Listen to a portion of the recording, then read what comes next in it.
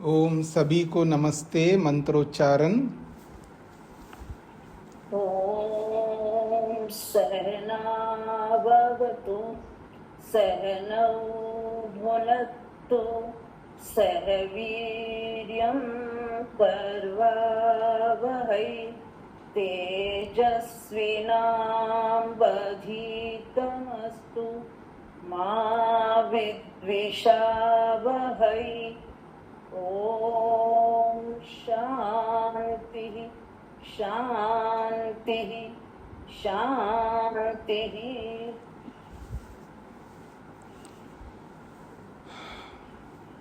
वेदांत दर्शन की कक्षा संख्या 150 है। तीसरे अध्याय के तीसरे पाद के 37 और 38 इन दो सूत्रों को लेकर के विचार हुआ है। 37वां सूत्र है व्यतिहारो विशिंशन्ति ही इतरवत। नमस्ते स्वामी जी। जी। व्यतिहारो किसी संति ही इतरवत, इसमें उपासना का ही प्रसंग चल रहा है, लेकिन सूत्रकार इसमें एक अलग बात कह रहे हैं व्यतिहार की। व्यतिहार का मतलब होता है अदला बदली।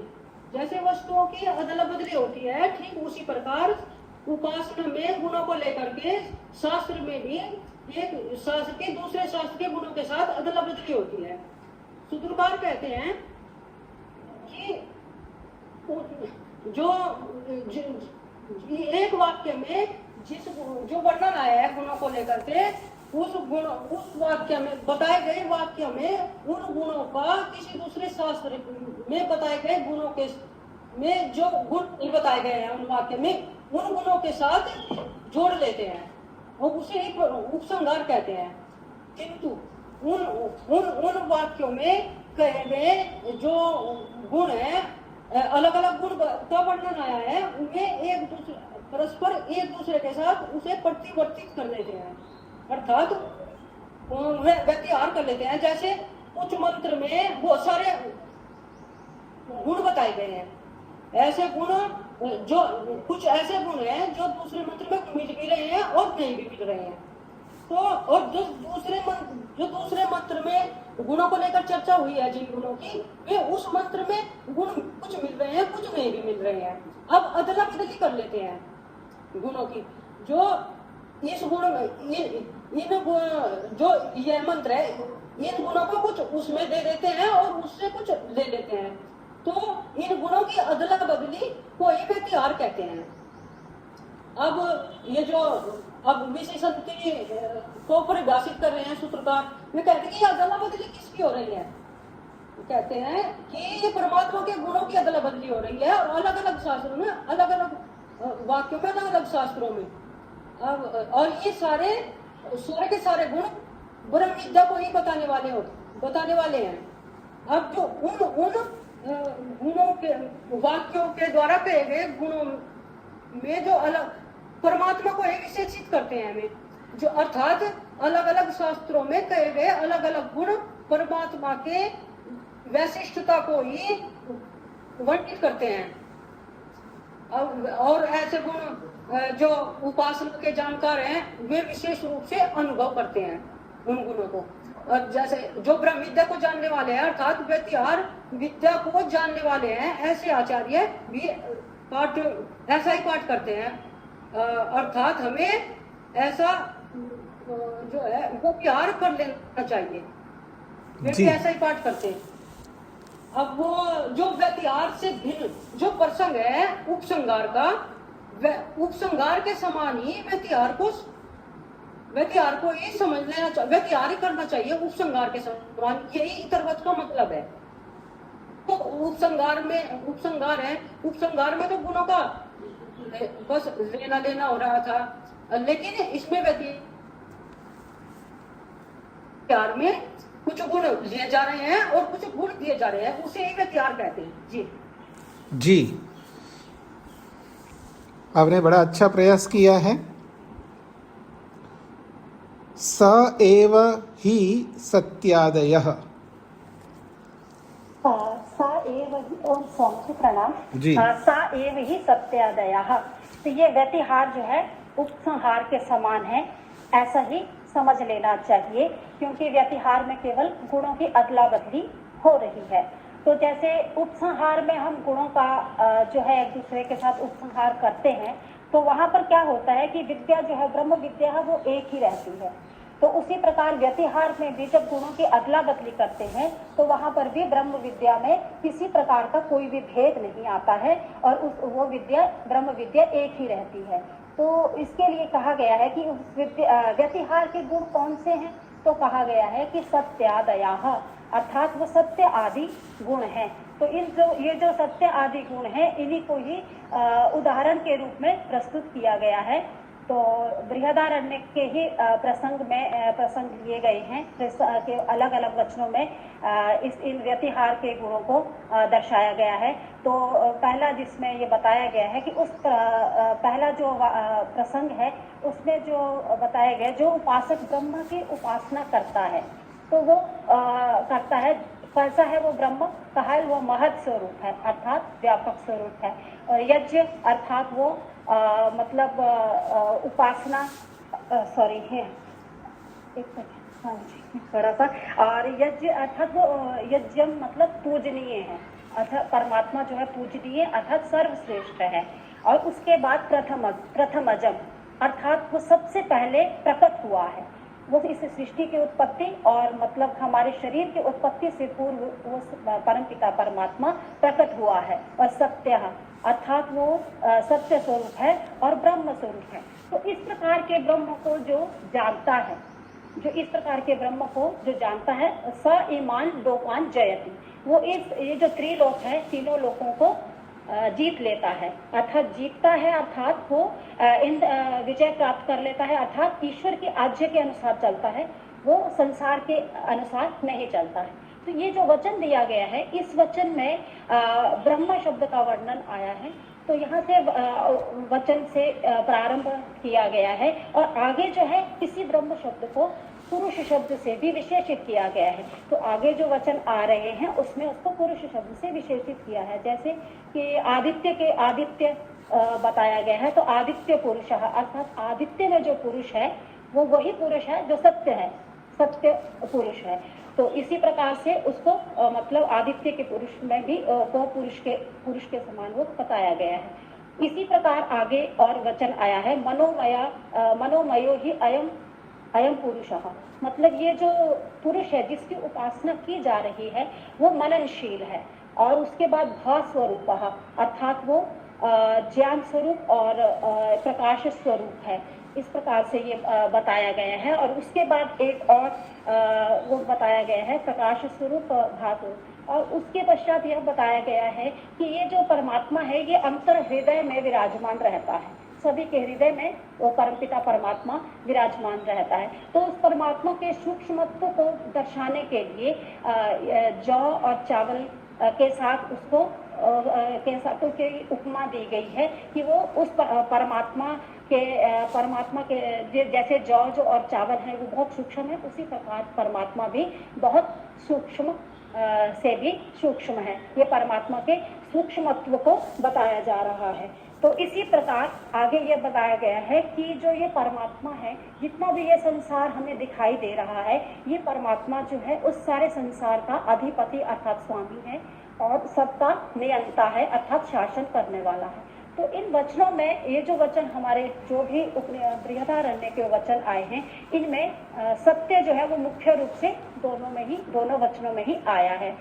तो इस सत्य जो है वो दोनों वचनों में आया है, लेकिन अन्य जो गुण है उनका हमें व्यतिहार कर लेना चाहिए, अर्थात अदला बदली कर लेनी चाहिए, क्योंकि परमात्मा की जो ब्रह्म विद्या है उसमें कोई भेद नहीं आएगा। तो फिर प्रश्नकर्ता पूछता है कि ये जो भिन्न जो गुण है परमात्मा के वो कौन से हैं, जो सत्य से भिन्न गुण कौन से हैं। तो बताया गया है जो पूर्व प्रकरण है उस प्रकरण में ब्रह्म के जो महत् शब्द से व्यापकत्व को और यक्ष शब्द से परमात्मा के पूजनीयत्व को बताया गया है। और उसी प्रकार आदित्य मंडल में परमात्मा के प्रकाश स्वरूप का वर्णन किया गया है। और उत्तर वचन में परमात्मा के सर्वनियंता और परमात्मा के सबका स्वामी है।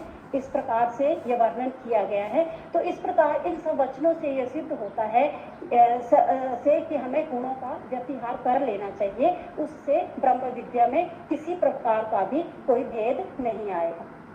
जी, तो आपने बदल दिया है, पहले यज्ञम बोला था, अंत में यक्षम बोल दिया है। ठीक है, अच्छी बात है। जी जी एक्चुअली एक पुस्तक में यज्ञम लिखा था, बाद में करेक्ट किया तो थोड़ा बहुत माइंड में रह गया। ठीक है, कोई बात नहीं। तो प्रसंग आपके सामने है जी, व्यतिहार का 39वां सूत्र है। कामादि इतरत्र, कामादि इतरत्र तत्र च आयतनादिभ्यः, कामादि इतरत्र तत्र च आयतनादिभ्यः। कामादि, कामादि गुणजातम, काम आदि में है जिसके, उसको कामादि कहते हैं। काम शब्द आदि में जिन शब्दों के, जैसे एक शब्द है सत्य कामा, फिर उसके बाद है सर्ववशी, अंतर्यामी, सर्वज्ञ, जितने भी गुण बोलोगे, तो जो बाद के जो गुण बताए गए हैं उन बाकी गुणों के आदि में कौन है जी? काम शब्द है। समझ में आ रहा है जी? आप लिख करके देखेंगे तो समझे, सत्य कामा, और काम के बाद सर्वशक्तिमान, न्यायकारी, दयालु, अजन्मा, अनंत बोला है आपने। तो इन सारे गुणों के आदि में कौन है? काम शब्द है। इसको कहेंगे कामादि गुण जातम। काम शब्द आदि में है जिन गुणों के, उन गुण समुदायों को गुण जातम कहा है। समझ में आ गया जी ये शब्द? और वो कामादि गुण जातम में क्या शब्द है? सत्य काम, सर्ववशी इत्यादि गुणगण। सत्य काम, सर्ववशी इत्यादि गुणों का समुदाय। तो कामादि गुण जातम का मतलब है सत्य कामा, सर्ववशी इत्यादि गुणों का जो समुदाय है उसको कामादि शब्द से बोला है। इतरत्र च, अन्यस्मिन् तस्मिंश्च यश्च गुणो अन्यस्मिन् ग्रंथे पठितः स तस्मिन् यत्र न पठितः तस्मिन् अर्थात् स्वस्मिन् ग्रंथे व्यतिरीयेता। तो थोड़ा सा ये साहित्यिक भाषा लिखी है, इसको समझने का प्रयत्न करेंगे तो समझ में आएगा। अन्यस्मिन् तस्मिन्, अन्यस्मिन् तस्मिन् का मतलब है उस इसमें, यश्च गुणः जो गुण, अर्थात अन्यस्मिन् तस्मिंश्च यश्च गुणः, इसको खोल रहे हैं, अन्यस्मिन् ग्रंथे पठिता, दूसरे किसी ग्रंथ में पढ़ा हुआ गुण, स तस्मिन् यत्र न पठिता, और वही गुण जिस और ग्रंथ में नहीं पढ़ा हो। जो गुण जिस ग्रंथ में पढ़ा हो और वो गुण दूसरे ग्रंथ में नहीं पढ़ा हो, इसको कहेंगे अन्यस्मिन् तस्मिंश्च यो गुणो अन्यस्मिन् ग्रंथे पठिता स तस्मिन् यत्र न पठिता तस्मिन् अर्थात् स्वस्मिन् ग्रंथे व्यतिरीयेता। मतलब दोनों वाक्यों का सार ये है, जो गुण जिस ग्रंथ में पढ़ा हो वो गुण दूसरे ग्रंथ में नहीं पढ़ा हो तो उस न पढ़े हुए ग्रंथ में उसको जोड़ लेना चाहिए। ये पंक्ति समझ में आए ना आए, क्योंकि पंक्ति को समझने के लिए साहित्य चाहिए, वो भी संस्कृत साहित्य चाहिए। जैसे आप लोग कोई दोहा बोलते हो ना जी, हिंदी में कोई दोहा बोलते हैं आप, दोहा या कोई भी ऐसा कुछ बोलते हैं आप लोग कई बार, वो मेरे को समझ में नहीं आता। अर्थात समझ में तो आता है, लेकिन उसको अगर खोल करके बताना हो तो मैं नहीं बता सकता, क्योंकि वो जो भाषा है ना, दोहा की भाषा अलग ही है। कुछ तो समझ में आते हैं, बता लेते हैं, लेकिन कुछ ऐसे दोहा आते हैं जो मैं नहीं बता सकता, वो आप बता सकते हैं, क्योंकि आप उसमें एक्सपर्ट हैं। तो ऐसे ही जो संस्कृत साहित्य में जो कुशल होगा वो इस भाषा को समझ पाता है। तो इस भाषा को आप शाब्दिक रूप में देखेंगे तो कुछ दिमाग में बैठ नहीं रहा, क्या अन्यस्मिन कह रहे, तस्मिन कह रहे हैं, यह गुना कह रहे, अन्यस्मिन ग्रंथे पठिता कह रहे हैं, तस्मिन यत्र न पठिता कह रहे हैं, तस्मिन अर्थात स्वास्मिन ग्रंथे व्यतिरियेता, इतनी सारी बातें बोला है। पर इन सब का संक्षेप से बोले, अगर संक्षेप से इसका वाक्य आप संस्कृत में बनाएगा, यस्मिन ग्रंथे पठितः अन्यस्मिन ग्रंथे न पठितः, यस्मिन ग्रंथे पठितः गुणः अन्यस्मिन ग्रंथे न पठितः। और सरलीकरण करना है, एकस्मिन ग्रंथे पठितः गुणः द्वितीयस्मिन गुणे न पठितः, एकस्मिन ग्रंथे पठितः गुणः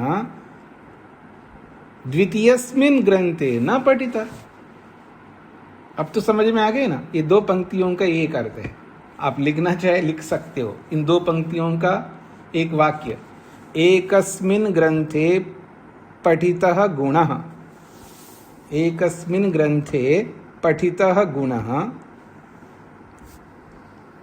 एकस्मिन ग्रंथे पठितः गुणः द्वितीयस्मिन ग्रंथे न पठितः, द्वितीयस्मिन ग्रंथे न पठितः, एकस्मिन ग्रंथे पठितः गुणः द्वितीयस्मिन ग्रंथे न पठितः, तस्य गुणस्य व्यतिहारो क्रियते, उस गुण का व्यतिहार किया जाता है, बस।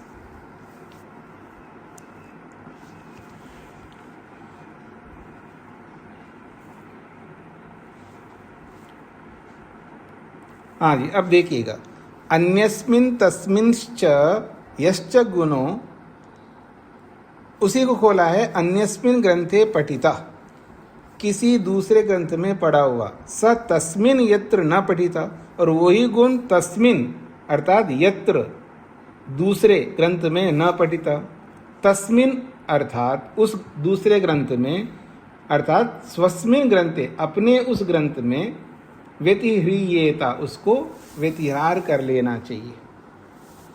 इसको और खोल रहे हैं, यश्च गुणः तस्मिन् स्वस्मिन् ग्रंथे पठिता। अब दूसरी बात, यश्च गुणः तस्मिन् स्वस्मिन् ग्रंथे पठिता, जिस गुण को अपने ग्रंथ में पढ़ा गया है, अन्यस्मिन् न पठिता, दूसरे ग्रंथ में नहीं पढ़ा है, सो अन्यस्मिन् ग्रंथे च व्यतिह्रियेता, उसको अपने ग्रंथ में व्यतिहार किया जाता है। अब देखिएगा, आप सब एक ग्रंथ है और मैं अकेला एक ग्रंथ हूँ। मेरे ग्रंथ में पढ़ा हुआ गुण आपके ग्रंथ में नहीं पढ़ा है, तो मेरे उस गुण को आपने अपने ग्रंथ में ले लिया है, और आपके ग्रंथ में जो दूसरा गुण ऐसा है जो मेरे ग्रंथ में नहीं पढ़ा है, उसको मैंने ले लिया उस गुण को। ये इसका मतलब है। 1 2 3 लगभग 3.5 पंक्तियों में ये बात कही है।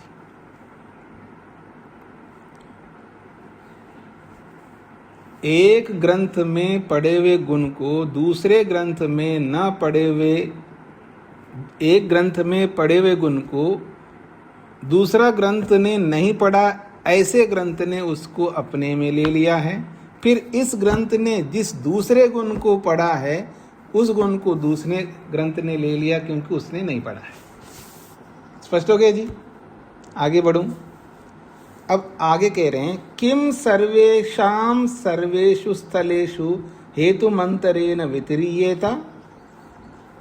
प्रश्न एक किया जा रहा है, किम क्या, सर्वेषां, सर्वेषां का सर्वेषां गुणानां, सारे गुणों को, सर्वेषु स्थलेषु सभी स्थलों में, हेतु मंतरेण बिना कारण के व्यतिरियेता व्यतिहार कर लेना चाहिए। ये प्रश्न है। प्रश्न क्या है? ईश्वर के बहुत सारे गुणों को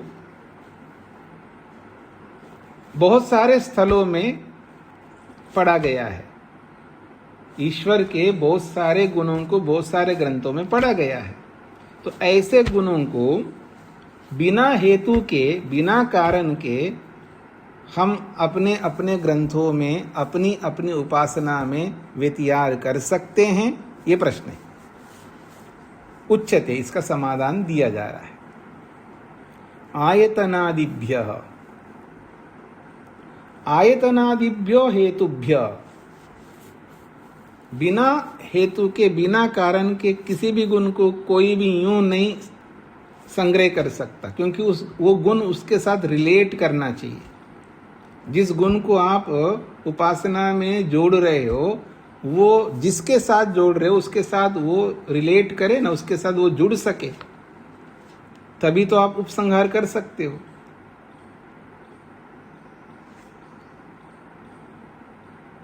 मेरी बात को समझने का प्रयत्न करना है।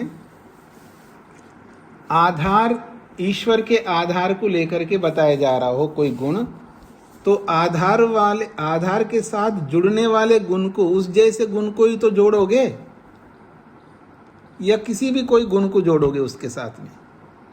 तो ये कहना चाह रहे आयतनादिभ्य हेतुभ्य, जो आयतनादि कारण बताए गए हैं वहां पर क्या कहा है? जिज्ञास्यत्वम, वहां जिज्ञासा को लेकर के बोला है, मतलब ऐसे गुण की जिज्ञासा करो। लोक धारणम, और लोक को धारण करने के गुण को लेकर के जो बोला है।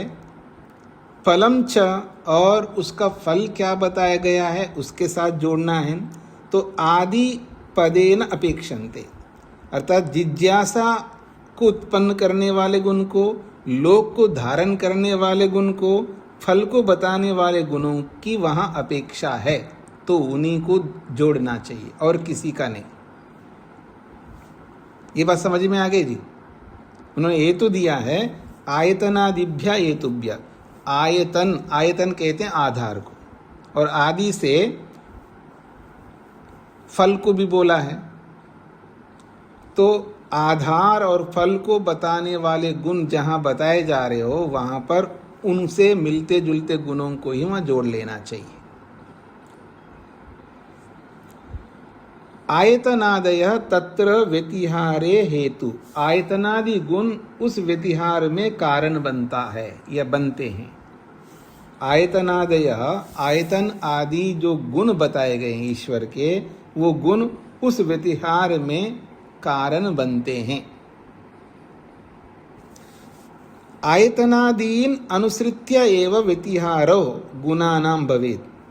आयतन आदि गुणों का अनुसरण करते हुए ही व्यतिहार गुणों का होना चाहिए। गुणों का जो व्यतिहार आप कर रहे हो, वो आयतनादि गुणों का अनुसरण करने वाले गुणों का ही व्यतिहार करना चाहिए। तद्यथा, अब उदाहरण देके समझा रहे हैं। अथ यद अस्मिन् ब्रह्मपुरे दहरम पुंडरीकम वेश्मा दहरो अस्मिन् अंतः आकाशः तस्मिन् एषः आत्मा अपहत पाप्मा विजरो विमृत्युर्विशोको विजिगित्सो अपिपासा सत्यकामा सत्य संकल्पः।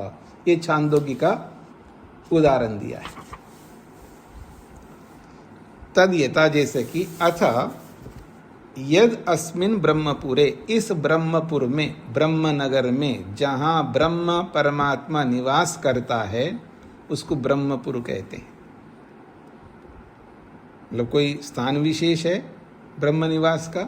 बिल्कुल है।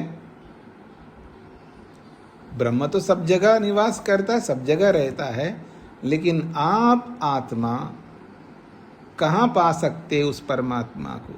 वो वास्तव में ब्रह्म का मिलने का स्थान है। जहाँ ब्रह्म का साक्षात्कार होता है उसको ब्रह्मपुर कहते हैं। स्पष्ट हो गए जी? ब्रह्मपुर किसको कह रहे हैं? जहाँ जीवात्मा परमात्मा का दर्शन करता है, उस स्थान में परमात्मा विद्यमान है। उस स्थान को ब्रह्म साक्षात्कार जहाँ पर होता है, उस स्थान को ब्रह्मपुर। तो यद अस्मिन् ब्रह्मपुरे, ये जो ब्रह्मपुर है, ब्रह्म के निवास का स्थान है, उसमें दहरम पुंडरीकम वेश्मा, दहर, दहर नामक, दहर एक नाम है ना, दहरो ईश्वर, दहर ईश्वर को कहा जाता है। पीछे बहुत सारे ईश्वर के गुणों को लेकर के बोला था, तो एक नाम ईश्वर का दहर है। वो जो दहर नामक ईश्वर है, पुंडरीकम, पुंडरीक कहते हैं कमल को, और दहर का मतलब एक छोटा सा, दहर शब्द का सीधा अर्थ है बहुत छोटा सा, बहुत सूक्ष्म स्थान। वेश्मा कहते घर को, एक छोटा सा कमल आकार का स्थान घर है जिसमें भगवान निवास करता है, और उस स्थान का नाम है ब्रह्मपुर।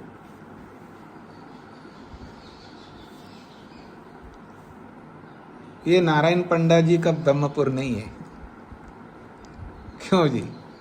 ये आप सबका ब्रह्मपुर है, ये आप सबका ब्रह्मपुर है।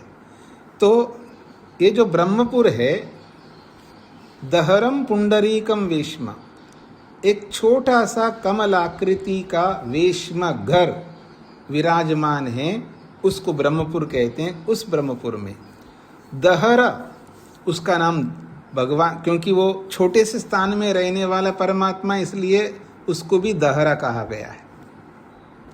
अस्मिन अंतः आकाशः, वो जो दहर है, अस्मिन अंतः आकाश, उस दहर नामक उस वस्तु के अंदर, दहर नामक उस स्थान के अंदर एक छोटा सा अवकाश है।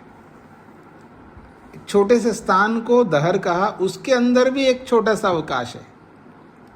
तस्मिन एषः, उस छोटे से अवकाश में एषा आत्मा, ये जो परमात्मा है वो विराजमान है। वो कैसा है? अपहत पापमा, जिसके अंदर कोई पाप नहीं होता। अपहत पापमा मतलब पाप से रहित है, पाप मुक्त है। विजरह, जरा से भी मुक्त है।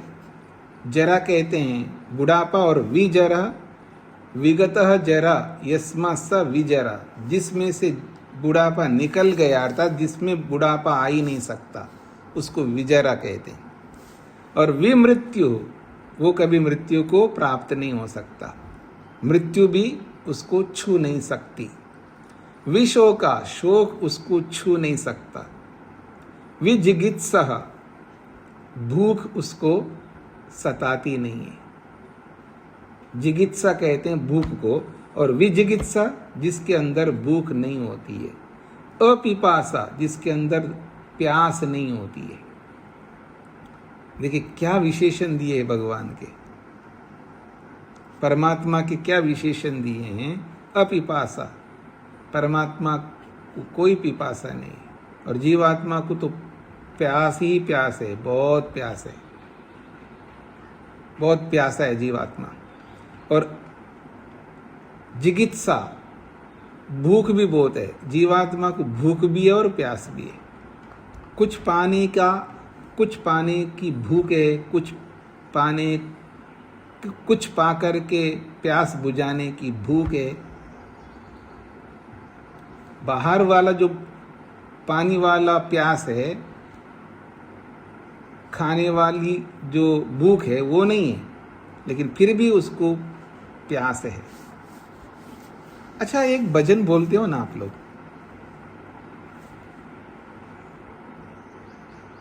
इतने बड़े समुद्र में मछली रहता है, क्या बोलते हैं? पानी में भी प्यास है। वो तो अगला वाक्य है, अजरज में जल में रहता। हाँ, सब नहीं बोलेंगे, सब नहीं बोलेंगे। जिनको अल्पना जी बताइए। आनंद स्रोत बह रहा फिर भी तू उदास है जी। अजरज है जल में रह के भी, अजरज में जल में रह के मछली को भी प्यास है। ठीक है ना? तो प्यास तो जीवात्मा को है और भूख भी है, लेकिन आनंद रस का प्यास है और आनंद का भूख है। पर परमात्मा को कोई भूख नहीं है, कोई प्यास नहीं है, और शोक भी नहीं है परमात्मा में। पर जीवात्मा शोक करता है, अर्थात जीवात्मा के अंदर शोक है ये नहीं कहा जा रहा, लेकिन शोक करता है, शोक का अनुभव करता है। शोक तो बाहर ही रहता है, दुख तो बाहर ही रहेगा। आप बता सकते दुख कहाँ रहता है? कौन बताएंगे जी दुख रहता कहाँ पर?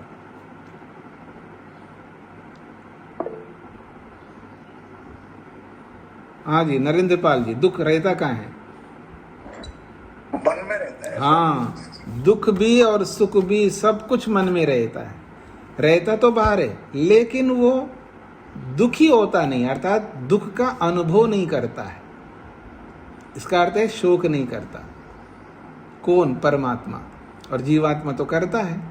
अविद्या जब तक रहेगी तब तक शोक का अनुभव करता है, और जब अविद्या हट जाता है तो ईश्वर जैसा बन जाता है, वो भी शोक नहीं करता। लेकिन परमात्मा तो कभी शोक नहीं करता। और परमात्मा की कभी मृत्यु नहीं होती। हमारी होती है मृत्यु, अर्थात हम शरीर के साथ जुड़ते हैं फिर हटते हैं, जुड़ते हैं हटते हैं। ऐसा परमात्मा इस प्रकार की मृत्यु को प्राता नहीं है। वो सब जगह पहले से विद्यमान है, उसको जुड़ने और हटने की आवश्यकता नहीं है। जुड़ने और हटने की आवश्यकता किसको पड़ती है? अनिल जी, अनिल नंदा जी, जुड़ने और हटने की आवश्यकता किसको पड़ती है? ये तो जी कमाल कर दिया आपने, इतना शास्त्र पढ़ लिया आपने, इतना लंबा शास्त्र पढ़ लिया है। नहीं, अब हाथ नहीं खड़ा करना। हाँ जी, आत्मा को, आत्मा जीवात्मा को नहीं, प्रश्न ये नहीं है। प्रश्न ये है हटना जुड़ना किसको पड़ता है? जीवात्मा को पड़ता है तो क्यों पड़ता है? प्रश्न यही है। शरीर के कारण नहीं, ये कारण नहीं है। आपको पता है लेकिन आप बता नहीं रहे, आप जोड़ नहीं पा रहे। बातें बहुत सारी पता होते हुए भी वो उन बातों को प्रसंग के अनुसार जोड़ता नहीं है व्यक्ति, इसलिए बता नहीं पाता है। अच्छा, दूसरे अनिल जी बताएंगे। कर्म भोग के कारण नहीं, गलत है उत्तर। युधिष्ठिर जी बताइए। स्वामी जी नमस्ते। अभिजन कारण नहीं, ये कोई कारण नहीं है, गड़बड़ कर रहे हैं आप लोग। बहुत सरल उत्तर है। आज ही गुप्ता जी बताएंगे। नमस्ते स्वामी जी। परमात्मा है पाप। बहुत गलत है। इतना सरल उत्तर को भी आप नहीं दे पा रहे तो क्या बताऊं? नहीं नहीं नहीं नहीं, आप प्रश्न नहीं पकड़ रहे हैं इसलिए उत्तर नहीं दे पा रहे। सुधा जी बताएंगे। ओम स्वामी जी, परमात्मा जीवात्मा एक देशी होने के कारण। ये मुख्य उत्तर है, ये वास्तविक उत्तर है। जो एक देशी वस्तु होती है वही जुड़ती है और हटती है। सर्वदेशी वस्तु को कहाँ जुड़ना कहाँ हटना, न जुड़ने के लिए जगह है उसके पास, न हटने के लिए जगह है। जिस वस्तु को न हटने के लिए जगह है न जुड़ने के लिए जगह है, तो हटने के लिए जुड़ने के लिए जगह चाहिए, खाली जगह चाहिए। और परमात्मा पहले से सब जगह भरा हुआ है, वो कहाँ जुड़ेगा कहाँ हटेगा जी? इसलिए कहा है विमृत्यु हो। हम आत्माएं मृत्यु के साथ जुड़ते हैं, अर्थात शरीर के साथ जुड़ते हैं फिर हटते हैं। जुड़ना ही जन्म है और हटना ही मृत्यु है। पर परमात्मा को ये मृत्यु नहीं आ सकती है। क्यों नहीं आ सकती है? क्योंकि वो हट ही नहीं सकता, किसी भी वस्तु से हट ही नहीं सकता। किसी वस्तु से हटे तभी तो मृत्यु आएगी। और विजरा, विजरा का मतलब जरा, परमात्मा को जरा नहीं आ सकती, बुढ़ापा नहीं आती है। अच्छा, ये कौन बताएंगे जी कि परमात्मा को बुढ़ापा नहीं आ सकती है? तो क्यों क्यों नहीं आ सकती बुढ़ापा?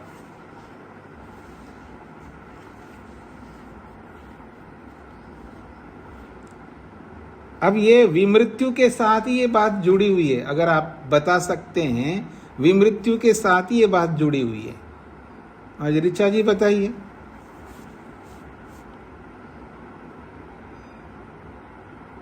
माइक खुला नहीं है,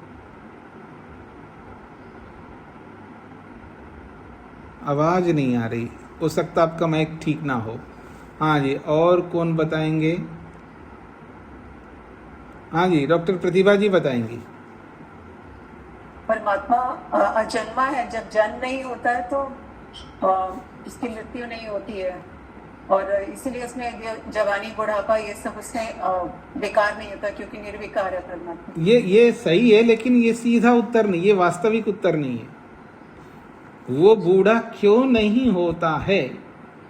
क्योंकि वो जन्म नहीं लेता इसलिए बूढ़ा नहीं होता, ये भी एक उत्तर होगा, लेकिन वास्तविक उत्तर आए नहीं है।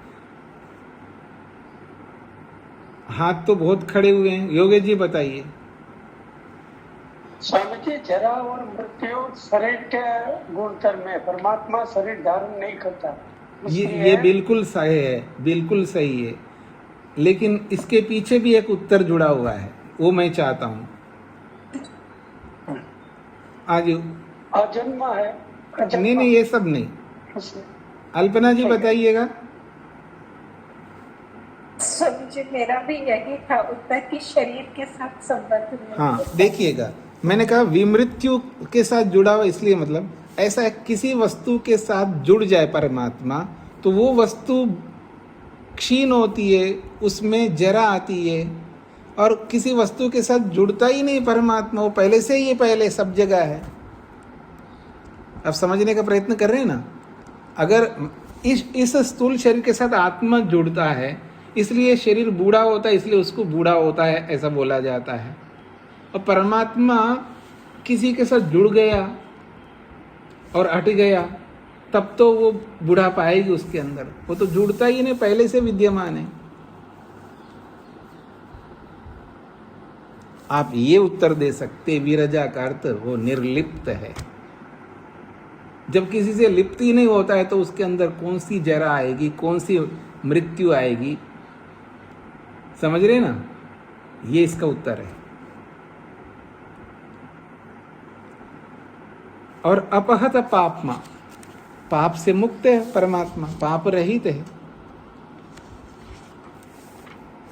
तो आगे बढ़ता हूं कि सत्य काम, उसकी कामना सत्य होती है। ईश्वर की जो कामना होती है वो सत्य होती है। अब हाथ हटा लीजिएगा, देखता हूं मैं, पहले अपने हाथ हटा लीजिए। हाँ,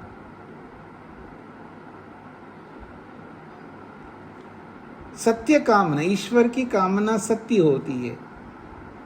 देखता हूं मैं, 2-4 कामनाएं बताए, उसकी सत्य कामनाएं कौन सी होती है? कौन बताएंगे? रामचरण जी बताए, 2-4 बताइए, ईश्वर की सत्य कामना क्या होती है? नमस्ते स्वामी जी। ईश्वर सृष्टि का मतलब सृजन करता है स्वामी जी, सृष्टि का परिचालन करता है और इसका प्रलय करता है, वेदों का ज्ञान करता है और जीवात्माओं के कर्मों का फल देता है। जी, तो ईश्वर की जो सत्य कामना है वो हमेशा ये चाहता है मैं सृष्टि बनाऊं और आप सबको सुख दूं, और वो सृष्टि बना करके सृष्टि को बनाए रखता है ताकि आपको सुख मिलता रहे। ये उसकी सत्य कामना है जो इन्होंने बताया। और तीसरी बात कही है, वेदों का ज्ञान देता है, तो वेदों का ज्ञान देने की उसकी सत्य कामना है। और जो भी हमने कर्म किया है उन कर्मों का फल देना भी उसकी सत्य कामना है। हमेशा यही कामना करता है और यही पूरा करता रहता है। और जब सृष्टि अपने बुढ़ापे में आ जाती है तो उसको कारण में ले जाता है, प्रलय करता है। ये इसकी सत्य कामना है। ये कुछ ही है, ऐसे तो बहुत सारी कामनाएं हुई, अनंत सत्य कामनाएं ईश्वर की अनंत सत्य कामनाएं हैं। और सत्य संकल्प, वो संकल्प भी सत्य करता है, झूठा संकल्प नहीं करता है जैसे हम लोग करते हैं।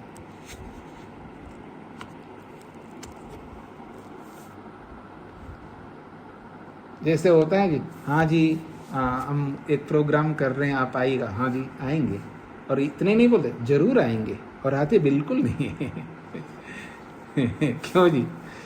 आप जैसे आपके अड़ोस पड़ोस के लोग जब आपको बोलते नहीं कि आइए थोड़ा सा हमारे यहाँ एक हम कर रहे हैं, आप क्या बोल रहे हैं आप खुद को समझ नहीं आ रहा होता है। आप पानी की तरह क्या झूठे संकल्प करते जा रहे हो। अरे भाई ये क्यों नहीं बोल सकते हैं कि जी मैं नहीं आ पाऊंगा जी, ये नहीं बोल सकता। बोलने के तरीके से बोलिएगा। मेरे से भी पूछते हैं कुछ लोग, जी आप आइएगा, तो मैं तो सीधा बोलता हूँ कि ऐसा है कि मैं आजकल प्रचार बंद कर चुका हूँ, लेकिन वैसे आप आइएगा हमारे घर पे। अब कह नहीं सकता है जी कि मैं ये नहीं कह सकता मैं आऊँगा ही।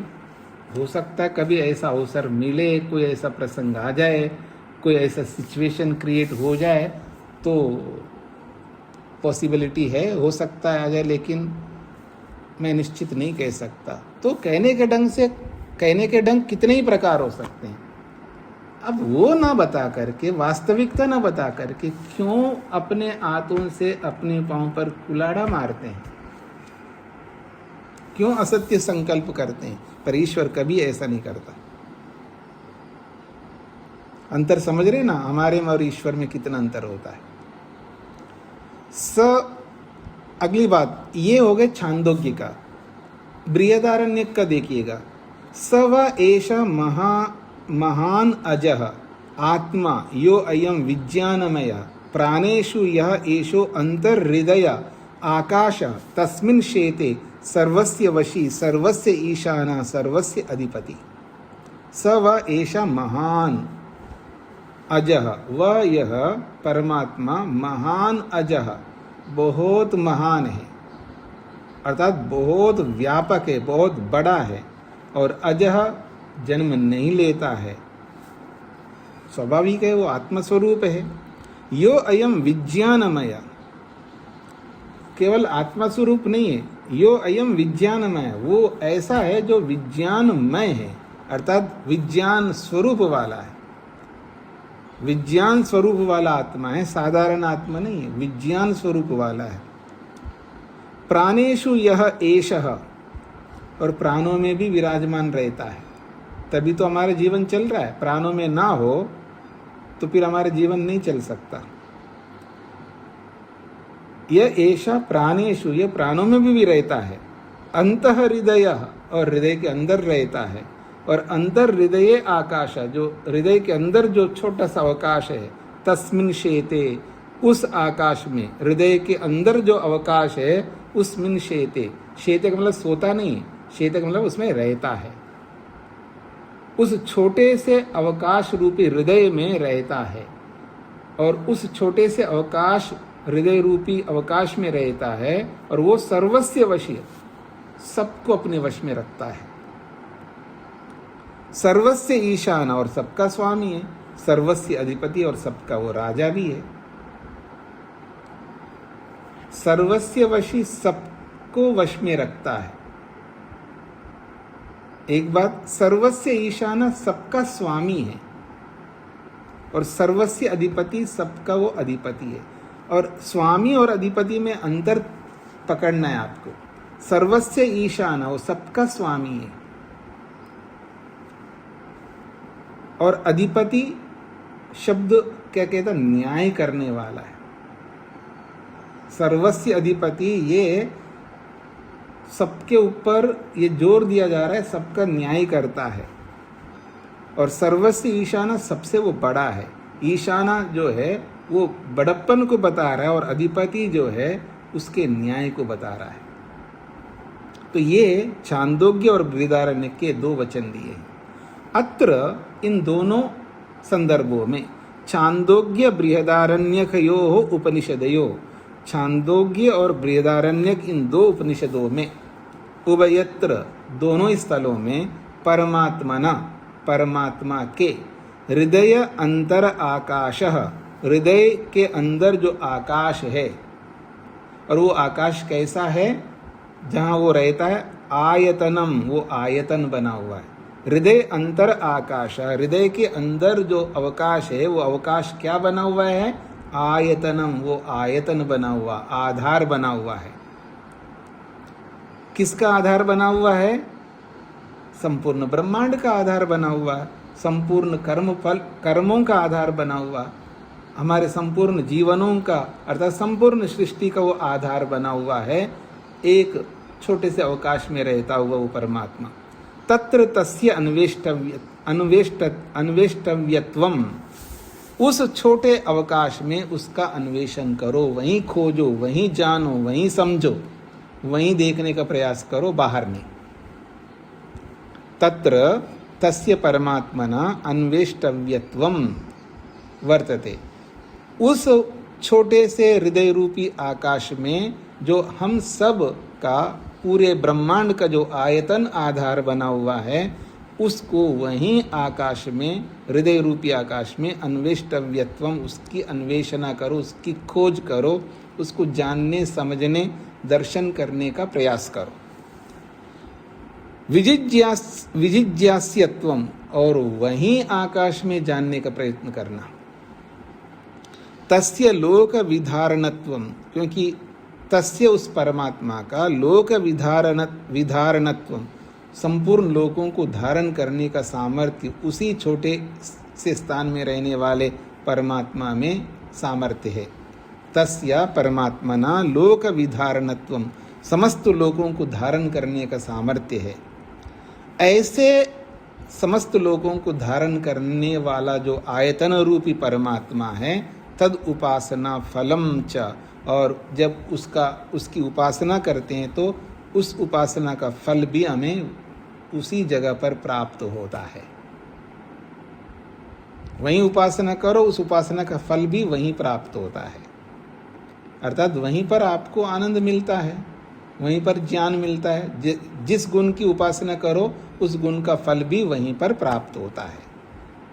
समानम निर्दिश्यते, दोनों जगहों पर समान रूप से ये बात निर्देश किया गया है, अर्थात छांदोग्य में भी यही बात का निर्देश किया है और बृहदारण्यक में भी यही बात का निर्देश किया है। तस्मात्, इसलिए छांदोग्य ये खलु सत्य कामः सत्य संकल्पो अपहत पाप्मा विजरो विमृत्यु विषेको विजिगित्सो अपिपासः एते विशिष्टा गुणा निर्दिष्टाः। तस्मात्, इसलिए छांदोग्य उपनिषद में जो विशिष्ट गुणों का निर्देश किया है, सत्य काम, सत्य संकल्प, अपहत पाप्मा, विजरा, विमृत्यु, विशोका, विजगित्सा, अपिपासा, एते विशिष्टा गुणा निर्दिष्टा, ये विशेष गुण छांदोग्य में निर्देश किया है। ते, इन गुणों को, बृहदारण्यके अपि व्यतिहार्या, इन गुणों को बृहदारण्यक उपनिषद में भी व्यतिहार्या जोड़ लेना चाहिए। व्यतिहार्या का हो या प्रतिवर्तनीय, उनको वहां पर ला लेना चाहिए। एक बात, जो ये विशेष गुण छांदोग्य में बताया है, उन गुणों को इस बृहदारण्यक में जोड़ लेना चाहिए। और ये ही बृहदारण्यक है। और जिन गुणों को जो बृहदारण्यक ने बताया है, क्या बताया है? सर्वस्य वशी, सबका वशी है, सबको वश में रखने वाला है। सर्वस्य ईशाना, सबका वो स्वामी है। सर्वस्य अधिपति, वो सबका अधिपति है। ये गुण बृहदारण्यक उपनिषद में विशेष रूप से बताया। तो इमे गुणा प्रतिपादिता, इन विशेष गुणों को बृहदारण्यक में वर्णन किया है। ते, इन विशेष गुणों को छांदोग्य अपि व्यतिहर्तव्य, इन गुणों को छांदोग्य में व्यतिहार कर लेना चाहिए, या यूं कहिए प्रतिवर्तनीय, उसमें जोड़ लेना चाहिए। तो जो कुछ बातें दोनों में समान रूप से बताया है,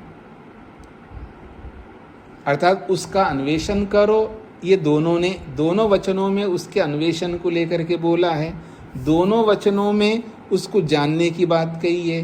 दोनों वचनों में लोकों का धारण करने वाला कहा है, और दोनों वचनों में उपासना की बात कही है और उपासना का फल भी बताया है। लेकिन दोनों में कुछ विशेष गुण अलग अलग बताए। और जो अलग अलग जो गुण बताए गए हैं, समान गुण तो समान हो गया है, उसके अतिरिक्त जो अलग अलग विशेष गुण बताए गए हैं, तो आपस में अदला बदली कर लो, ये कहना चाह रहे। स्पष्ट हो गया जी? तो सूत्रार्थ, हाँ जी, शकुंतला जी को क्या कहना है? नमस्ते स्वामी जी। जी। स्वामी जी ये व्यतिहार करते हैं तो उसका अर्थ ये होता है कि जैसे छांदोग्य के गुण बृहदारण्यक में जोड़ दिए तो छांदोग्य से निकल जाएंगे? नहीं, उसमें रहेंगे? वहां से तो रहेंगे ही। निकल, वो तो उपासना में जोड़ने की बात है, उपनिषदों में जोड़ने की बात नहीं हो रही ना। उपासना के काल में मैंने बोला था ना, आप जिस इंस्टीट्यूशन में पढ़ाई कर रहे हो वहाँ जिन आपके सक्सेस के लिए जो जो बातें कही गई है, ठीक है ना, और दूसरे इंस्टीट्यूशन में सक्सेस के लिए दूसरे प्रकार की बातें कही गई है। तो आपने मेरे से उधार ले लिया जी, आप उन बातों को बताइएगा, मैं जोड़ करके सक्सेस हो जाऊंगी। तो मैं आपसे कहूँगा जी, आप उन बातों को बताइएगा जो बात हमारे इंस्टीट्यूशन में बताया नहीं गया, तो आप मेरे को बताएंगे। तो आपके इंस्टीट्यूशन में जो बातें कही है वो और मेरे वाले जो बातें, वो दोनों को मिला करके आप अपना सक्सेस कर रहे हो। और मैं भी आपके कुछ बातों को लिया और मेरे संस्थान में जो बात कही है उनको जोड़ लिया और अपना सक्सेस ले लिया। ये वाली बात है। जी जी स्वामी जी, एक और दूसरा प्रश्न है। ये जो पहली पंक्ति है, पहले ऐसा करते हैं, सूत्रार्थ करता हूँ फिर पूछ लीजिएगा। जी जी ठीक। हाँ जी, सूत्रार्थ है, किसी शास्त्र में सत्यकाम आदि कामना करने वाले गुणों को, किसी शास्त्र में अर्थात किसी उपनिषद में सत्यकाम आदि कामना करने वाले गुणों को लेकर, किसी उपनिषद में सत्यकाम आदि कामना करने वाले गुणों को लेकर, किसी उपनिषद में सत्यकाम आदि कामना करने वाले गुणों को लेकर उपासना की जाती है। किसी उपनिषद में सत्यकाम आदि कामना करने वाले गुणों को लेकर उपासना की जाती है। किसी उपनिषद में सत्यकाम आदि कामना करने वाले गुणों को लेकर उपासना की जाती है। दूसरी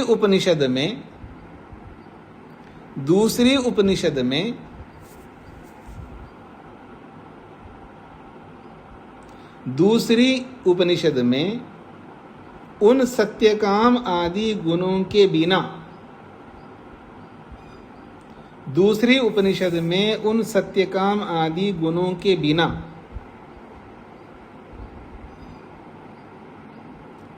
दूसरी उपनिषद में उन सत्यकाम आदि गुणों के बिना किन्हीं दूसरे गुणों को लेकर उपासना की जाती है। किन्हीं गुणों को लेकर उपासना की जाती है। किन्हीं गुणों को लेकर उपासना की जाती है।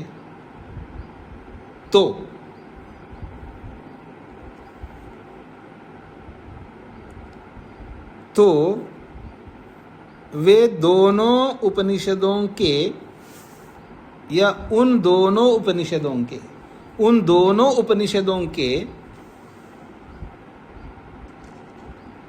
तो उन दोनों उपनिषदों के पूरक गुणों का,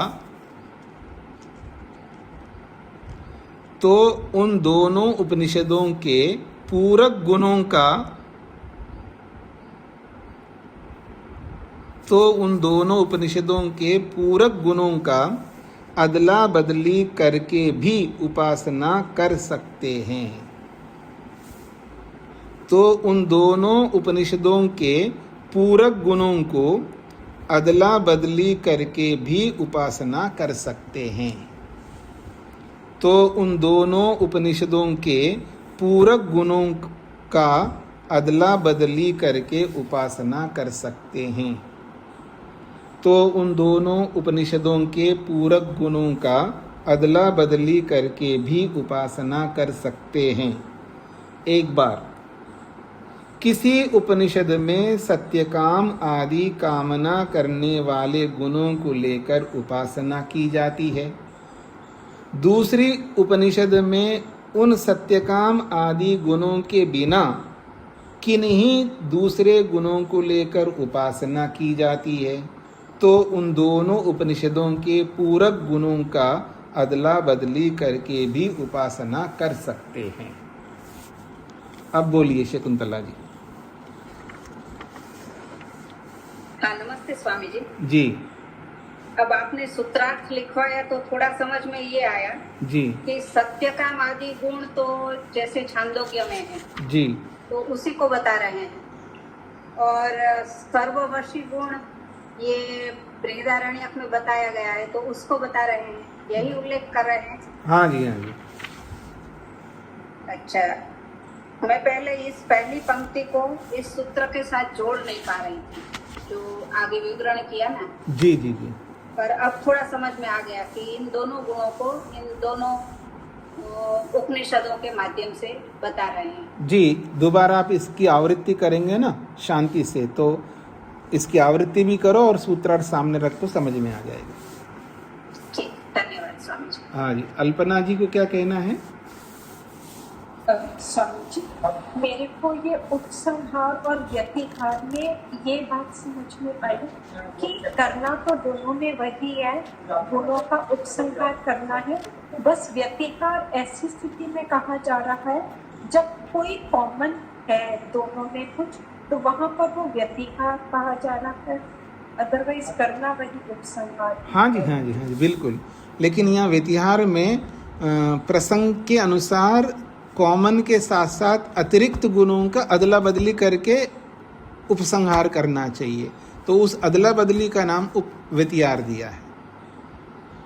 ठीक है, सुधा जी को क्या कहना है?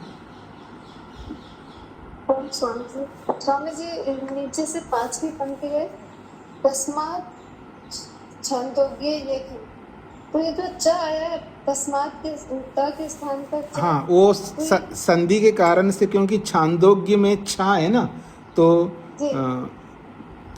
बाद वाला जो अक्षर होता है उस जैसा अक्षर पहले वाला बन जाता है जी। तो ये संधि कारण से हुआ है। जी धन्यवाद सर। हाँ जी, अजीत जी को क्या कहना है? जी स्वामी जी नमस्ते जी। 2 प्रश्न है। पहला तो अभी इसी से है कि जैसे हम उपसंहार पढ़ रहे थे कि हमें उनको उपासना में शामिल कर लेना चाहिए, फिर ये बातें आई जो अभी व्यतिहार की कल बताए थे कि अदला बदली कर लेना चाहिए, तो इन दोनों का विशेष प्रयोजन क्या है? जब उपसंहार हम कर रहे हैं अच्छे गुणों का, तो व्यतिहार का क्या प्रयोजन रहेगा स्वामी जी? हाँ, यही तो आपको पकड़ना था, नहीं पकड़ पाए इसलिए प्रश्न कर रहे हैं। ये जो व्यतिहार हो रहा है ना, जिन गुणों को लेकर के एक शास्त्र में बताया जा रहा है, ठीक है, और उन गुणों के पूरक गुण ऐसे हैं जो यहाँ नहीं पढ़ा लेकिन वहाँ पर पढ़ा है जी। तो उनको साथ में जोड़ो तो आप बोलते हो ना सोने में सुहागा, यानी एक मेरे पास था लेकिन एक की ज़रूरत थी है, अगर वो इसके साथ जुड़ता तो मेरा काम हो जाता, जल्दी हो जाता, तो आप वहाँ से लेकर के जोड़ लिया। एक ऐसी चीज़ है मेरे पास, वो उसके साथ जुड़ नहीं रही है और वो दूसरे वाले को जुड़ रही है, बगल वाले को, तो आपने जोड़ लिया है। मैं दूसरा उदाहरण देता हूँ। एक की गाड़ी जो है खराब हो गई, घोड़ा बहुत बढ़िया है। एक की गाड़ी खराब हो गई लेकिन घोड़ा बहुत बढ़िया है। गाड़ी खराब, घोड़ा अच्छा है, और दूसरे की गाड़ी जो है ना सही है और घोड़ा जो है काम नहीं कर रहा है, तो अब क्या करोगे? ठीक है, तो जैसे वहां आप करते हो ना, ऐसे यहाँ पर करना है। ये है पूरक। चलिए, तो अनीता जी को क्या? एक प्रश्न जी। कई बार ये भ्रांति हो जाती है, जो हम कई जगह पढ़ लिए इसमें उपनिषदों में, कि ब्रह्मा के 3 पाद हैं या चतुर्थ पाद हैं, चौथे पाद में ही मतलब ये हमारी सृष्टि ये घोंसले के समान है, अलग अलग आया जी, और बाकी 3 पाद उसके खाली हैं।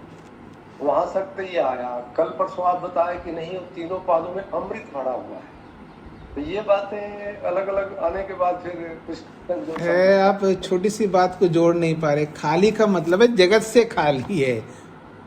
जी, खाली का मतलब जगत से खाली है, जगत नहीं है वहां पर, ये बताया जा रहा है। ये नहीं बताया जा रहा और वहां कुछ नहीं है, ये थोड़ा बताया जा रहा है। भाई जगत वहां नहीं है, मतलब जगत से खाली है, मतलब वहां जगत नहीं है, अर्थात जगत रहित है वो, लेकिन आनंद से युक्त है ना, ये इसका तात्पर्य है। जी ठीक। हाँ जी, तो आपको कोई प्रश्न नहीं है अनिता जी?